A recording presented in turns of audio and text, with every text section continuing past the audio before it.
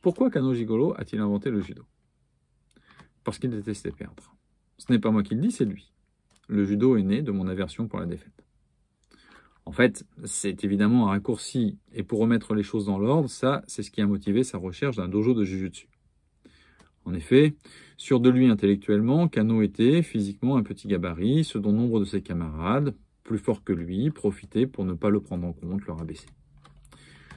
Aussi a-t-il eu très tôt l'intuition que pour pouvoir donner toute sa mesure intellectuelle, pouvoir s'imposer, il lui fallait aussi investir la dimension physique. Et, ne pouvant changer sa stature, eh bien, savoir utiliser, notamment en cas de conflit physique, son corps par le biais de l'apprentissage d'une méthode de combat, et donc de jujutsu. Mais lorsqu'il a découvert les jujutsu à 17 ans, qu'il s'est passionné pour ces méthodes, il a eu la surprise de se rendre compte que, outre la transformation physique escomptée, l'assurance, la confiance que la pratique du jujutsu lui ont procuré ont changé son rapport à l'autre, son rapport au monde. Aussi, c'est, dira-t-il, parce qu'il ne pouvait pas garder quelque chose d'aussi précieux pour lui seul, qu'il lui fallait le transmettre le plus largement possible au plus grand nombre de personnes et distribuer ses bénéfices au peuple, qu'il décidera de fonder son dojo et sa méthode. Nous sommes en 1882, il a 21 ans. Sa proposition, le Kodokan Judo, entend changer les objectifs des anciens jujutsu. On n'y enseigne plus des techniques pour elles-mêmes, celles-ci devenant prétexte à la recherche du principe d'action qui les sous-tendent, et leur méthode. Non plus l'acquisition d'un savoir, d'un catalogue de prises, mais d'être capable de se trouver en position d'appliquer son savoir. D'où l'idée de placer le randori au centre, et non plus le kata. Kozushi, tsukuri, kake. En somme, influencer la dynamique pour en arriver à une situation où le savoir, technique en l'occurrence, est utile. Évidemment, conceptuellement, c'est très facile à transposer hors de dojo. Et c'est là un autre point de la motivation de Kano Jigoro à fonder sa méthode. En effet, pour lui, l'objet des jujutsu, survivre à une agression physique, est dépassé dans la société moderne. Mais les compétences secondaires acquises par leur pratique, modifiées, modernisées, sont essentielles à l'homme dans ce nouveau contexte qui nécessite des capacités d'adaptation rapides, des principes d'action forts. Mais ce ne sont pas les seules qualités requises. Ainsi, Kano dira, s'inspirant de Herbert Spencer, que le judo est, outre méthode de combat, une triple éducation, physique, intellectuelle et morale.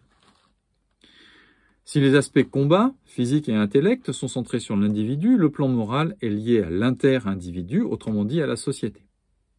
Cet aspect social, éthique, est extrêmement important pour Kano, et la pratique lui ayant, à titre individuel, permis de changer positivement ses relations interpersonnelles, il voit dans la méthode qu'il crée, le judo, un moyen d'améliorer la société, et c'est aussi dans cette optique qu'il le crée. En somme, le judo, c'est changer un individu à la fois pour, au final, améliorer la société. C'est pourquoi, en 1915, il résumera l'ambition de la méthode en disant « Le judo, compléter l'individu et contribuer à la société ».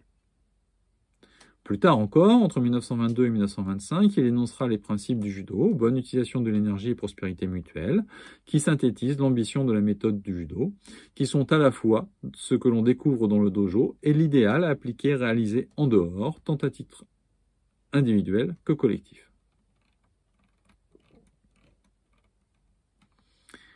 Est-ce que Kano Jigoro a fait de la compétition? Non. La compétition est une activité moderne, qui n'existe pas en tant que telle dans la jeunesse de Kano, encore moins en judo, puisque c'est lui qui va l'inventer. Il n'y en a pas en jujutsu, même s'il dit volontiers qu'il y avait, dans les dojos qu'il a fréquentés, des gens plus habiles que lui, et il n'en fera pas en judo. Il ne participe pas non plus aux défis ou aux tournois organisés par la police au milieu des années 1880. Chaque fois, ce sont ses élèves qui représentent le Kodokan. Ainsi, il coupe avec la tradition des écoles martiales, de jujutsu, de sabre ou autre, en ne se prétendant pas et en n'étant certainement pas la personne la plus habile dans son art. Il se place autrement, comme celui qui définit les concepts, rappelle les principes, ordonne la pratique comme la méthode, fixe l'ambition. En outre, la compétition concerne le volet sportif, dont il s'est toujours méfié, rappelant que si le judo pouvait accueillir une dimension sportive, il ne saurait y être réduit et qu'il fallait toujours en rappeler l'ambition, qui est compléter l'individu, contribuer à la société. Participer à une compétition aurait été conférer beaucoup d'importance à ce volet, au risque d'occulter tout le reste. Il ne l'a pas fait, se montrant également très critique chaque fois qu'il lui a été donné d'assister à un de ces événements. Quel grade était Kano Jigoro? Kano est celui qui invente le système de grades tel que nous le connaissons, constitué de fondations d'une base que sont les Kyu. Le socle se constitue peu à peu de Kyu en Kyu, échelle décroissante qui tend vers l'unité, et ce qui marque que ce socle est enfin établi, solidement constitué, c'est l'accès au premier dan, le premier niveau, le premier degré. À partir de là, on peut construire, s'appuyer dessus pour s'élever d'étape en étape, de dan en dan.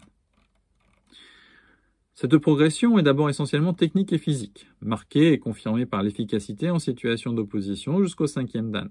La couleur de la ceinture reste d'ailleurs inchangée du 1er au 5e dan. Puis la bascule dans les hauts grades, symbolisée par un changement de ceinture, signifie que le judoka est capable d'appliquer les principes du judo, bonne utilisation de l'énergie et prospérité mutuelle, compris dans le jojo, dans la société. En somme, plus le judoka est haut gradé, plus il doit faire vivre le judo hors du dojo, l'incarner et le faire rayonner dans toutes les dimensions de sa vie. Kano a toujours dit que les dan sont une échelle croissante ouverte, qui ne tend donc pas vers une fin, mais vers l'infini.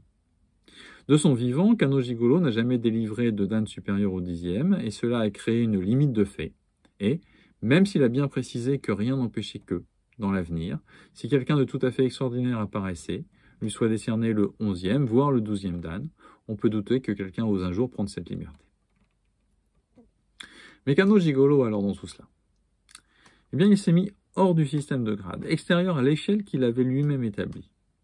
Ainsi, il ne s'est placé ni au-dessus ni en dessous de quiconque, et progresser en dan, ce n'est pas se comparer à Kano Jigoro, se situer par rapport à lui, mais être dans notre propre rapport à la discipline, à nous-mêmes. Toutefois, Kano se désignait lui-même comme Shihan, terme qui est aujourd'hui au Kodokan, réservé au 10e dan, mais qui veut surtout dire que l'on embrasse totalement la discipline, que l'on y fait figure d'autorité et de modèle. Une théorie circule, prétendant que, durant la Seconde Guerre mondiale, et donc après la mort de Kano Jigoro, survenue en 1938, une commission du Kodokan lui aurait conféré le 12e dan.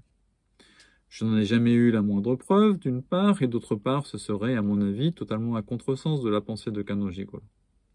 Ne pas être tombé dans ce piège étant une preuve, encore, de la grande intelligence et de la finesse d'esprit du fondateur du judo.